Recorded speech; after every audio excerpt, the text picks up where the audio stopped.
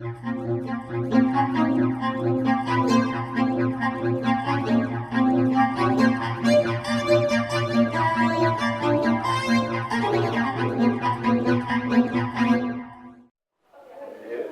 it right? Yes.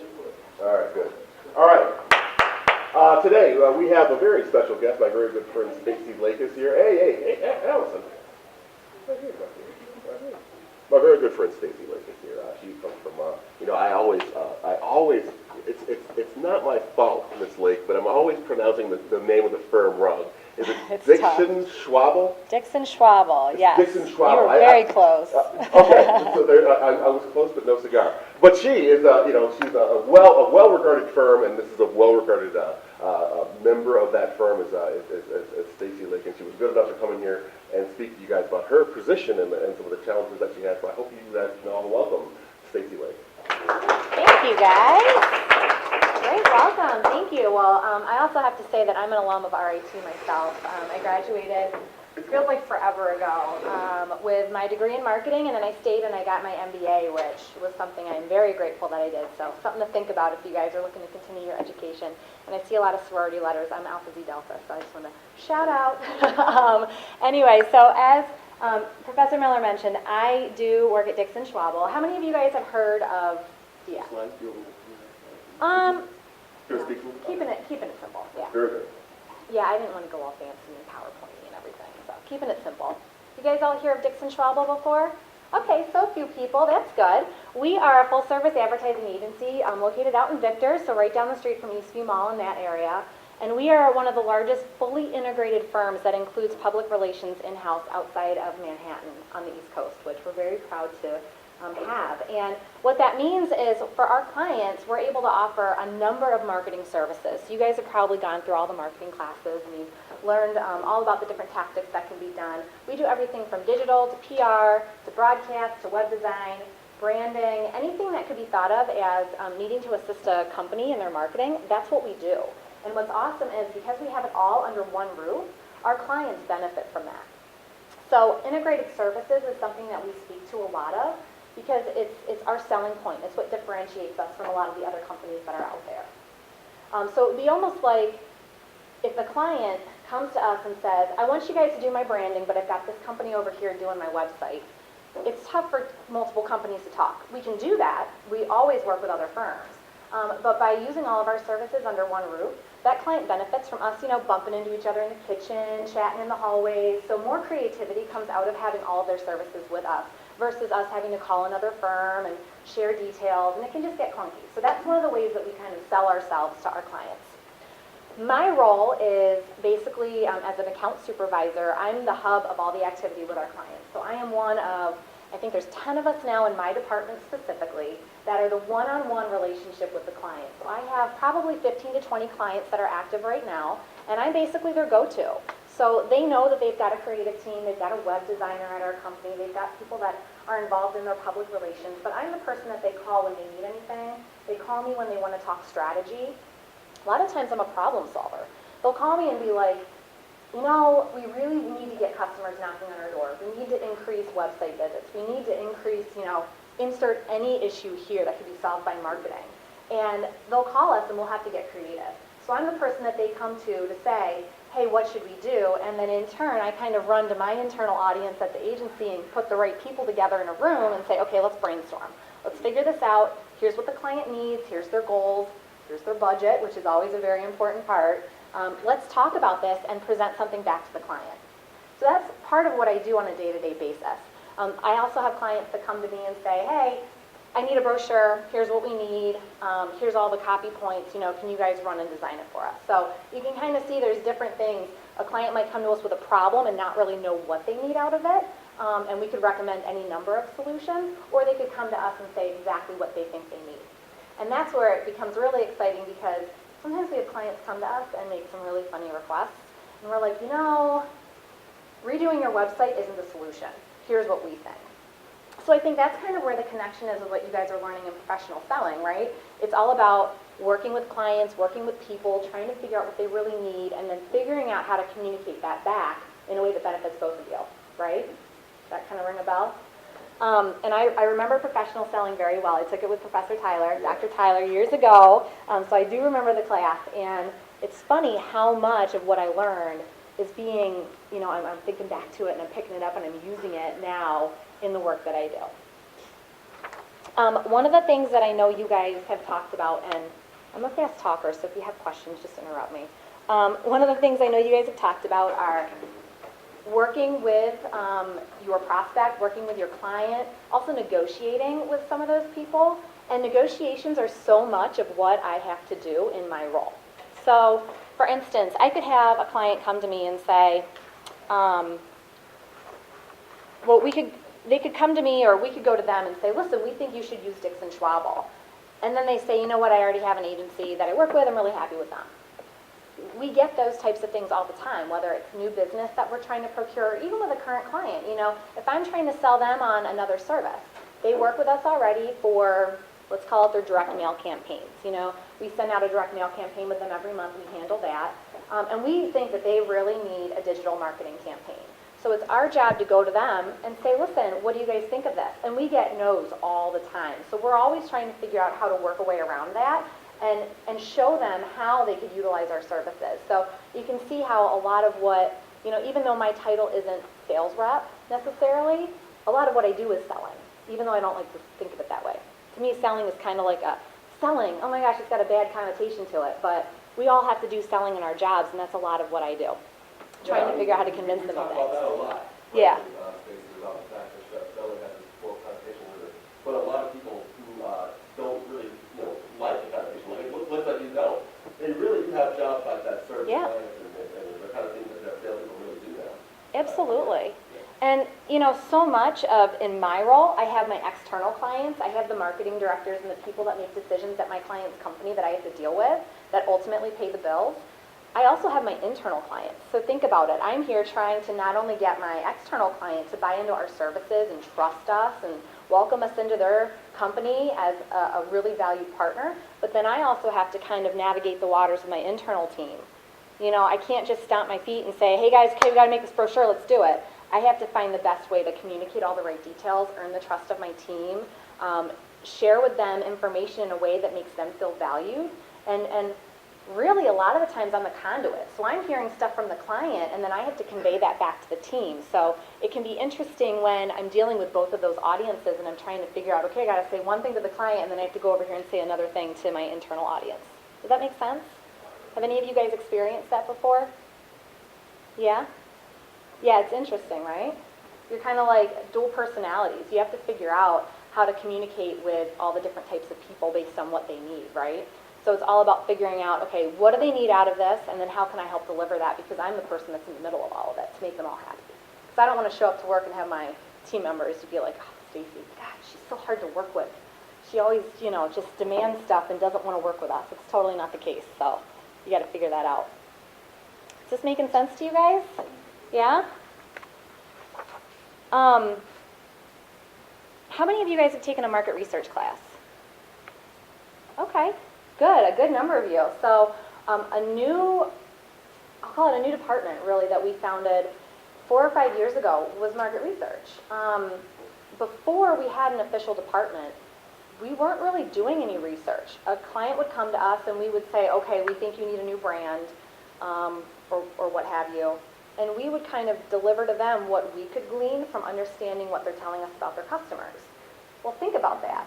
There's a big gap, right? There's a big gap between what that company thinks their customers need and what the customers actually need. I think you guys can think of a number of examples where you've heard of that, right? So what we did was we brought in someone who had a big background in market research. And we have this huge portfolio now of clients that use it, but we're still constantly fighting to get some of our current clients to understand the value.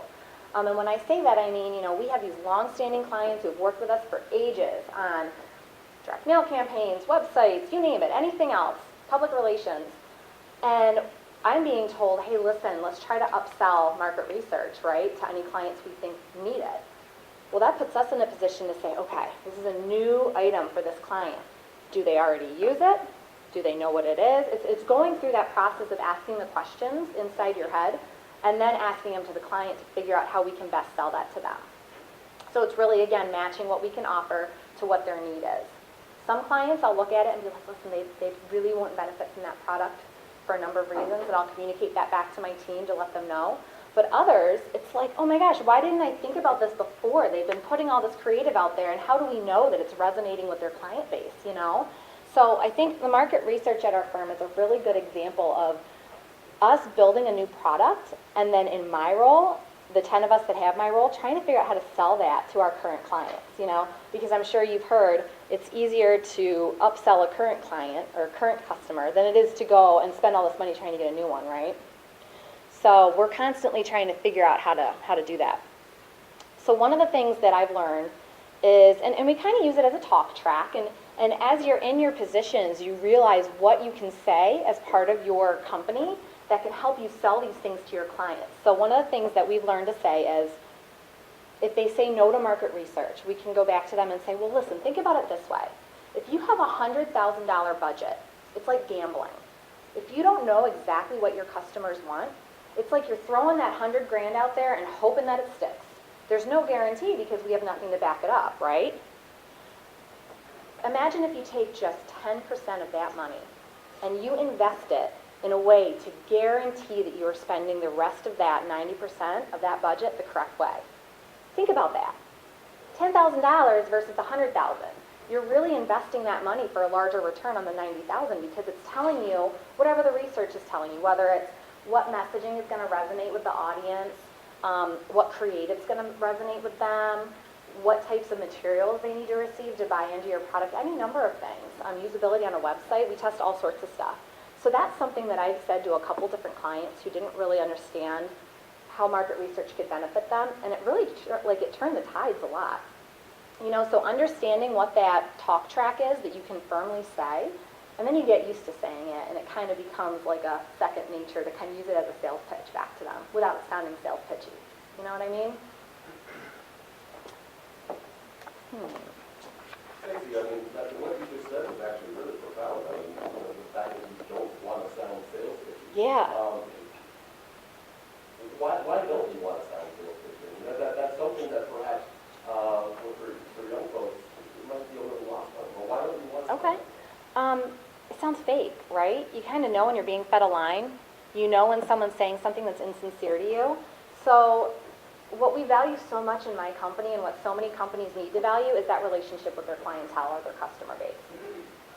Nowadays, especially because customers are so fickle, they can go online and find another source of whatever product they're looking for, anything that they need. You need to build that relationship with them, right? You guys probably talk about customer loyalty and keeping them. Today, that is so important. I mean, you can lose a customer like that. We can too. Even though they invest thousands and thousands of dollars with us, they could pick up and go to another agency that's promising them all these things. So what we try to do is build trust. And by sounding sincere and actually being sincere, you're not just sounding, you are being sincere because you want to foster these relationships.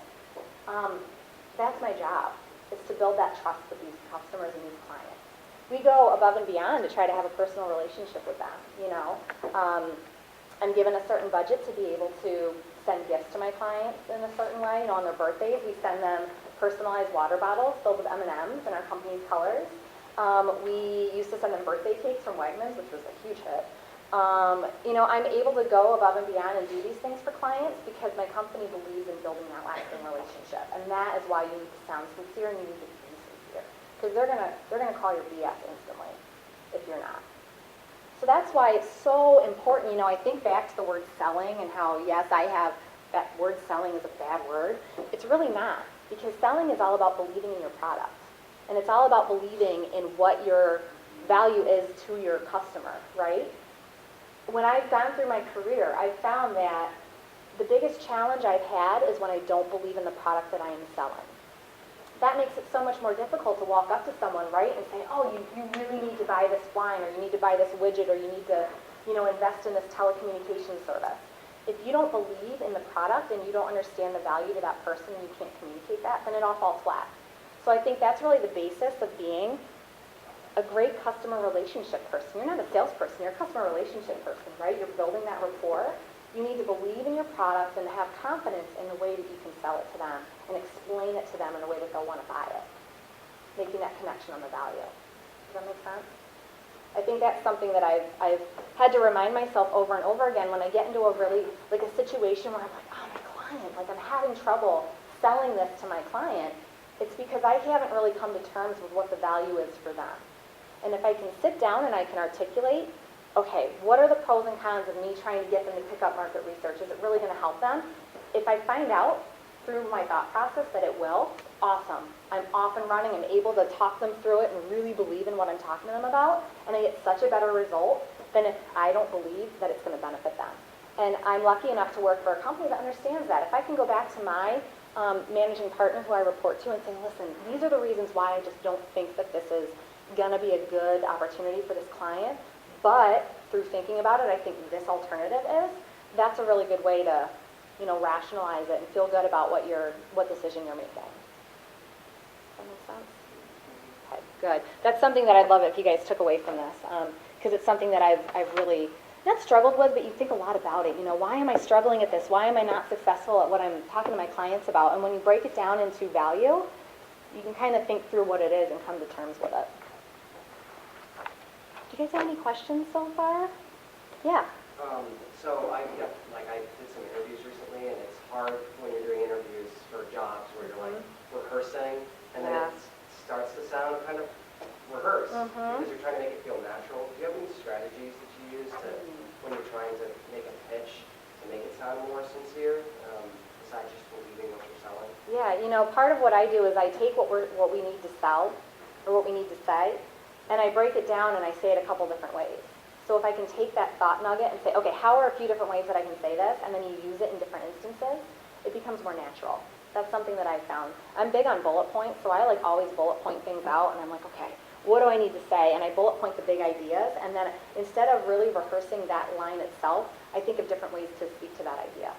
So that might be something, if you haven't tried, you should give it a shot. Yeah. What would you recommend for people who are interested in being like account supervisor, project manager position? Because that's what I really like to see myself, but I feel like you have to go through a lot of other different types of jobs before you get that position because you're dealing with so many different departments and things like that. So is that how you really kind of go through? Yeah, that's a good question. It's interesting because when I first started, I had come from another company. I was a director of marketing at a local wine company. So I had a background in logistics and operations and inventory and, working with distributors and stuff. So that did give me a foundation of knowing how to work with multiple partners, if you will. And if I were to take a survey of all the different, backgrounds of the people in our department, it would be across the board. Some people came from what we call the client side, being a director of marketing. Other people jumped right into it out of college, to be quite honest. And I think what you need to be able to do is prove that you're organized, prove that you're able to, it goes back to understanding other people's needs and understanding how to communicate to different types of personalities, because, that's like my whole day is like figuring out personalities and figuring out how to talk to them. So if you can prove that you have that experience, you don't necessarily need to have worked in all these different fields to build up the hard skills. A lot of it is, being type A and being able to juggle a lot of things at once and being able to just manage personalities. Something that we do actually at our company is the Myers-Briggs type indicator. You guys familiar with that? Lauren Dixon, who's our CEO, she's a huge proponent of it. So whenever we have a new person join the team, they instantly take the Myers-Briggs and we get their ESTJ or whatever they are. I am an ESTJ, I'm an organizer. And if you look at, we have posted on all the doors of the different offices what the people are, and we have quick hit points on how to best communicate with that person. Because something that we study actually in our agency is, we've got creative types, and then we've got the web developers, and then you've got people like me who are super type A and like really crazy organized about stuff, dealing with creative types, and it's like two totally different people. We practice how to interact with each other, and we practice how to interact with an introvert or someone who doesn't digest information the same way that I do. You can probably tell I'm an extreme extrovert. So, I might walk up to them and be like, hey, here's what we got to do, and I run down the list. And I'm like, you got it? Good. And I walk away, and then I'm like, oh man, they were a total introvert, and they need time to digest, and I need to send them an email with the bullet points, and then I need to circle back with them. So it's really cool because you understand how to bucket people into the different types of communicator sets. So if that's anything that you guys do, or if you fall into that, I highly recommend taking it, because it can really tell you a lot about other people in the company that you work with, for sure.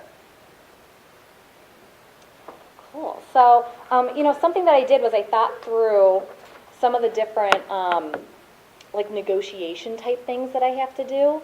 And, I already gave a couple examples, but what I noticed when I was yeah, right, that's like next to impossible. So what I found is if you're able to walk into a situation not only believing in what you're saying and the product, but having facts, that will get you so much further.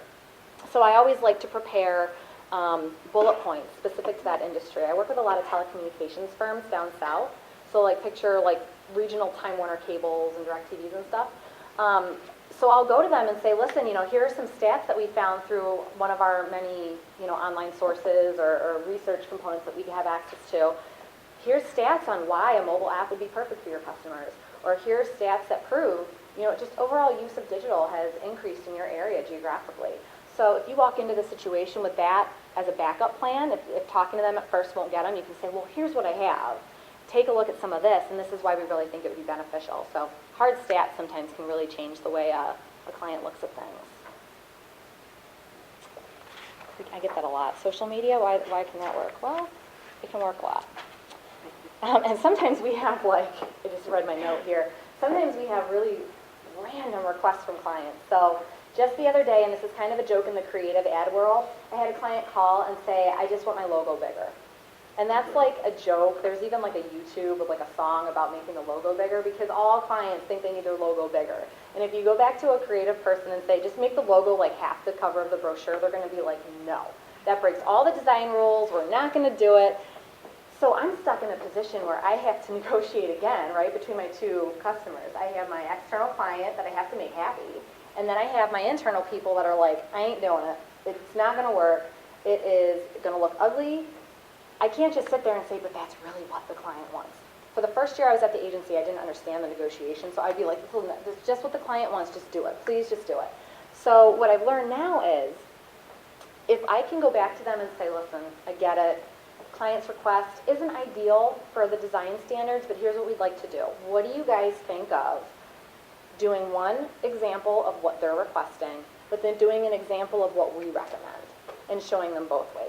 So it's like striking that nice balance where, okay, dear client, here's, a PDF of a brochure that has what you wanted with your logo gigantic and in a purple with like a cow next to it or whatever.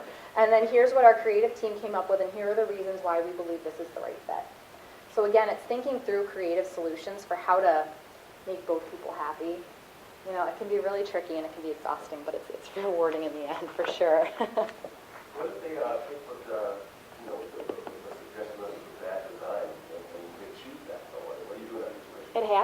It happens, and sometimes, you know what, you have to know the client, and it comes back to having that personal relationship with them. Some clients I can be like, listen, Eddie Andrews, he's one of my favorites. I was just on the phone with him on the way over here.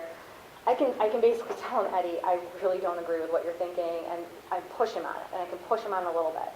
Other clients who might be newer to me, or they might have, not that type of personality, you just have to know when to kind of throw your hands up, because ultimately, they're paying the bill.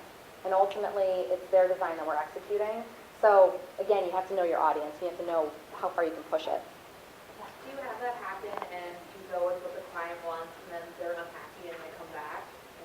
Yeah, and you have to kind of know the appropriate way to say I told you so without saying I told you so. Like you can say to them, we're really sorry that you didn't like the way the end brochure happened, but if you remember, we showed you the proof and we showed you a couple different iterations. If you want, we're more than happy to reprint it for you, but you're going to have to pay the full price because we can't discount it. It's really kind of finding a way to remind them, listen, we did talk about it. But it's what you chose. Here's your email. A lot of times I get stuff in writing, just in case I have to pull that out. Just be nice about it and try to explain to them what we did to help them get to that decision. Oh, the other thing. Okay, I just spoke. Oh, yeah. Yeah, I'm an advertising photography student. I was just wondering what your interactions are with photographers and videos. We love photographers. You guys are awesome. So we have a couple photographers in-house that can do certain things, but they're also art design or they're creative directors and they have, you know, the art direction side of things that we keep them honed in on. So we do a lot of work with local photographers, John Myers, Matt Whitmire, a number of guys that are just so talented. So we, you know, when an opportunity comes up where we need custom photography versus using stock, because a lot of our clients we can use stock photography for, we like jump at the chance.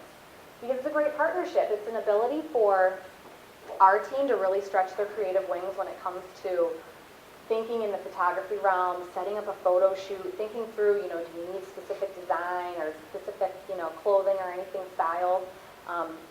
We absolutely love it. Yeah. You're welcome. It actually reminds me, we did a cool shoot for a new vodka that we launched, 1961 vodka, and I was actually the account rep on it, and we had a whole photo shoot that we convinced the client, we're like, you cannot use stock photography because it was all about 1961. It's the era, right? It's like Marilyn Monroe and John F. Kennedy, and we even like harken back to the Yankees with Roger Maris and all of that. So they were like, you know, we can just, you know, do a graphic, and we're like, you need imagery to really make this brand pop. And you'll see it if you visit 1961vodka.com. All the images that you see there are custom shoots that we did, where we scouted talent. We worked with John Myers, who's a fantastic local photographer. We styled everything. We found a location. We spent days scouting a location that would fit right, and we actually picked Rick's Prime Rib out in Gates because it had this old wooden bar with like the old-fashioned lighting. So when you see stuff like that, you don't understand how much goes into it, but the detail on the back end is just ridiculous. But that's a really cool example if you want to check it out. And then if you're not familiar with John Myers, check him out too. He's awesome. Yeah. But that's another example of, you know, the client wanted something, and we had to show them the value that it would bring to their brand, and it was challenging because this client wasn't a marketing client. They came from all different backgrounds, and they're a group in Victor that's neighbors that just decided, hey, we want to start a vodka. Okay, that's awesome, but where do you start? And they came to us, and we kind of had to guide them through the process, and it was a lot of back and forth negotiations on kind of teaching them what to do in the liquor business, because it's not as easy and glamorous as people think. It's a lot, it's really tricky. Good question? Yeah, how much of your day is, you know, doing that kind of stuff, going to meetings or going to a photo shoot at the school, or are you in the cubicle a lot of times?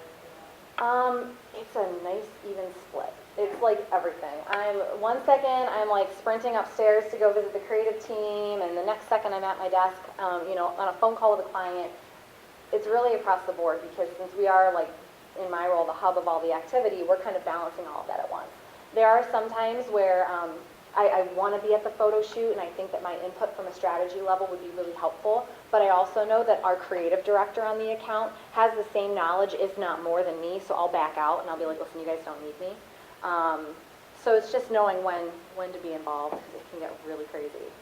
Yeah, but we're actually implementing a new project management system soon, so I'm working on that, which is crazy, but it's going to help us out a lot. It's going to automate a lot of things. Because a lot of what we do is with creative stuff, right, and websites, and we have to do what's called routing. And we have to, when an art director has finished putting a piece together, or when they've finished programming a website, we have to route it so that all the team members can take a look at it and give feedback before it goes to the client. So it's going to automate our routing process, and I won't be running up and down the steps as much anymore, so that'll be good. Excuse me. And then something else I thought of too was, again, going back to the theme of negotiating, because now that I think about it, that's all I do during the day practically is negotiate. I'm creative and then I negotiate. Sometimes I have clients that have multiple people within their team that I answer to. And our friends at Hargrave, which is down in South Carolina, my friend Eddie Andrews, who I mentioned a couple minutes ago, he's one of them. He is the head of the marketing department, but he's got 5 people under him that are doing work for him because he's just so busy. And I have to know when I work with them and when I have to bring something to Eddie's attention. And it's a really interesting balance, because you don't want to tick off a client by being like, oh, well, I went to your superior and he said, da da da, even though it's their project. So really understanding the dynamics of the people that you're working with is so important. Whether you're making a hard sales call and you're just meeting the person, or you're, you know, they're a longtime client, understanding how they fit within the realm of the organization is so key. If you can get any details on what they do, who they work with, look at their LinkedIn profile, Google them. I mean, you'll find all sorts of stuff. Do that research before you meet with them so that you understand kind of what they're dealing with, and it'll help you be a little bit more sensitive to their situation. Because if you know right away that they have to go to 2 or 3 other people to get approval on something, you'll know maybe a little bit more why they're kind of pushing back a little before they can give you a hard yes. And it'll help you in the end figure out how to help them, you know. A lot of the times it's, well, let me help you sell this through to the person, and you can help give them more talking points or materials. Because sometimes I'll get like one client saying one thing, and then their team member tells me something completely different, and I'm like, listen guys, we need to hop on a conference call. Like, we need to figure this out. So it's balancing those internal relationships too. You guys are asking good questions. Keep them coming.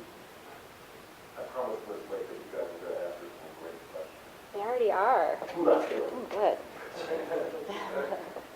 Anything else about advertising, about branding? Yeah. Why do you think some companies don't want market research? Is it because they don't know much about it, or is it the price, or? It's a great question. I think it's a combination. You know, some companies just don't understand what it can do to benefit them. Others are like, oh, we know our client base, we don't need it. And that's the toughest, because you almost have to be like, okay, how do we explain to them that they don't understand their client base, because what they're putting out there is totally incorrect. As a client representative, do you find are there strategies you use to build trust with your clients? Because I know you probably get new clients all the time, Yeah. and then you have older clients, and your relationships are obviously different. Mm-hmm. So are there strategies you use to build trust, or is it just following through on commitments and stuff That's a like good that? question. You know, I think it comes down to being yourself and trusting in the fact that you have this position because you're pretty darn good at what you do.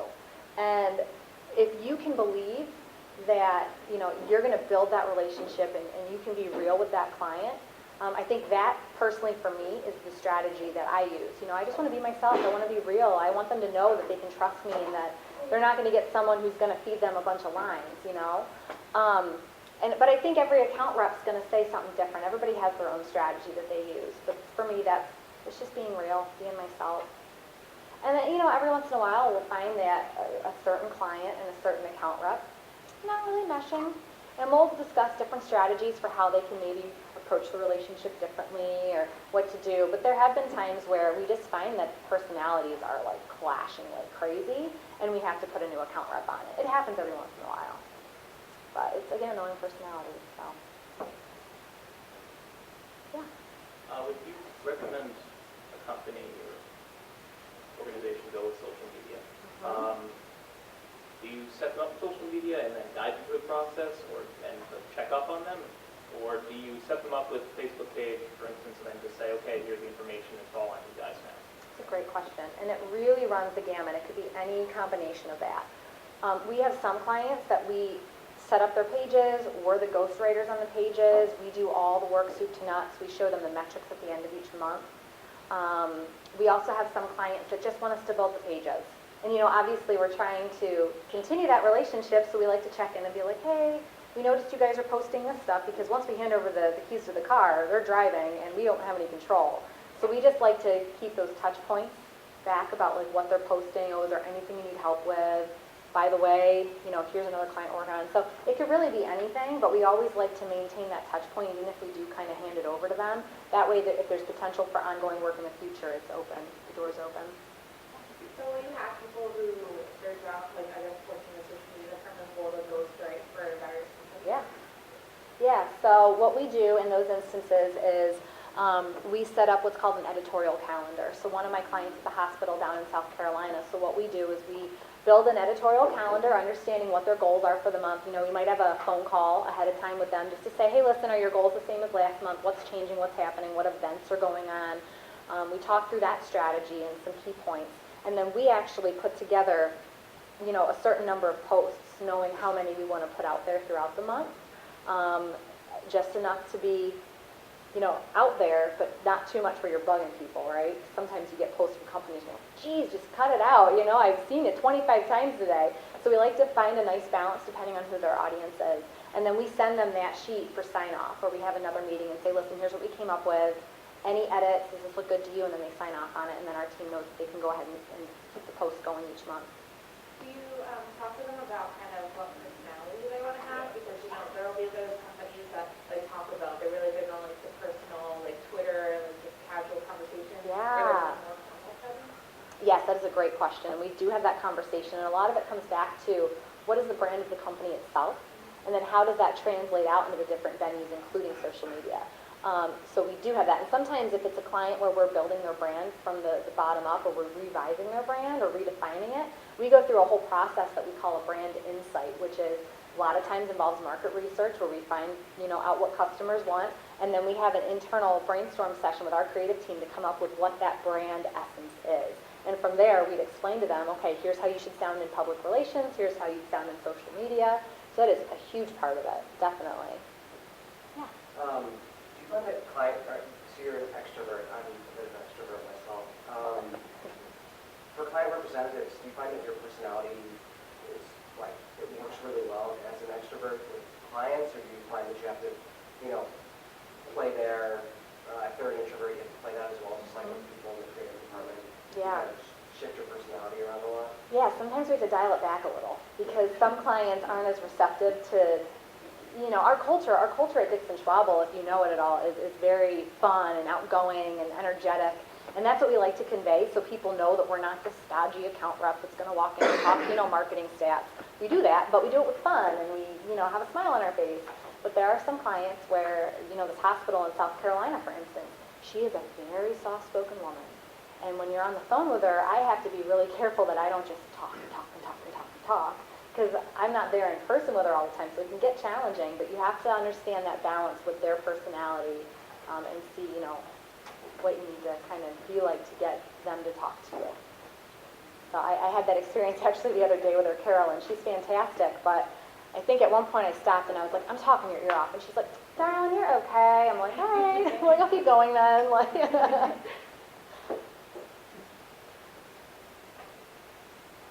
know you had to leave at about close to that time, yeah. So, Could take a few more questions. I mean, if anybody has any. Yeah. It sounds like you maintain like a lot of long-distance relationships. And I struggle with this personally, trying to be like outgoing electronically, because like all of my emails are really sick, but I'm not like that at all. Like, how did you kind of break that? That is such a good question, and it takes time. In my experience, it takes time. Because I'm a very careful person, especially with emails, because I want to make sure that what I'm conveying is not misconstrued a certain way. So sometimes with clients that I don't have a lot of FaceTime with, I make sure that I call them first to talk through something if it's like an in-depth thing. And then I send a follow-up email. One thing that I do too is if I can't reach them and it's something that's in-depth and could get misconstrued, I like to send them a note and say, listen, I have to talk to you about this. Do you prefer that I just send you a note via email, or do you have time for a call later? Because I think with email especially, you want to make sure that you're not writing a book. And sometimes it's hard because I find for certain clients, they could misconstrue something even if I spell it out black and white, So I think that's where you just need to kind of take it situation by situation and see what works. But in terms of like the tone of your emails, I think with certain clients, like Eddie, for instance, I can send him an email like a text message. I can send it abbreviated and be like, hey, what do you need, and send it. And with other clients, I need to be a little bit more buttoned up and professional. So again, it goes back to your relationship with them, how comfortable you are, and also mirroring the way that they write to you. If they write to you and they're like super short, that tells me that you don't have to be long-winded and write full sentences. You can maybe copy that back to them. But if they're very articulate and they spend time typing their email, put that same amount of effort back into it when you're sending it back to them. Don't just send it like a text message. Does that make sense? Yeah. do you ever add like emojis, Do I add what? smiley faces? Oh, for certain clients, yeah. Other clients, I'll do it and I'll be like, oh, so unprofessional, delete, delete, delete. It's if I'm joking around with a client, because I have that relationship with some of them, I'll be like, LOL, smiley face, and like send it. Others, no way. There's no way that would go over. Again, knowing their personality and knowing the relationship that you have with them. But at our firm too, and it's also knowing the brand that you work for. If you work for a company that's like super buttoned up, probably wouldn't fly. But with us, we're all about having fun and laughing and smiling and all that. So occasional smiley face every once in a while doesn't kill anybody. So how do you still enjoy your work when you're with a company that's like kind of like a pain in the butt? Like the clients are really like uptight and like they're just out